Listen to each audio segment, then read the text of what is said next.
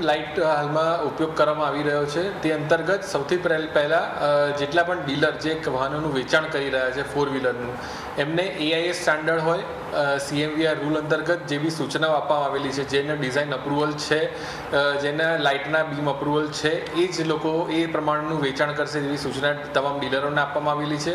આ ઉપરાંત જેટલા પણ વાહન માલિકો છે, જો આ AIS અપ્રુવલ સિવાયના અન્ય જગ્યાએથી કોઈ પણ હાઈ બીમ વાપરવામાં આવશે જેનું અપ્રુવલ નથી તો આ તમામ વિરુદ્ધ રોડ સેફ્ટી અંતર્ગત 1000 રૂપિયાનું ચલણ આપવામાં આવશે. માટે સારી વસ્તુ છે અને નિર્ણય બી સરકારનો સારો છે. પહેલાં જે લાઇટો આવતી તેનાથી બહુ હાઈ વોટેજની હોય છે, એટલે સામેવાળા વ્યક્તિને આંખો અંજાઈ જાય છે.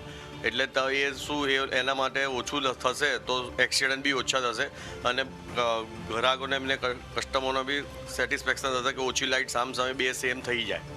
અને સારી આ બધી શું હેવી વોટોની લાઇટો આવે છે 300 વોટ 400 વોટ, પણ જે રૂલ્સ એઝ પર રૂલ્સ પ્રમાણે 55 વોટ બહુ ઇનફ છે.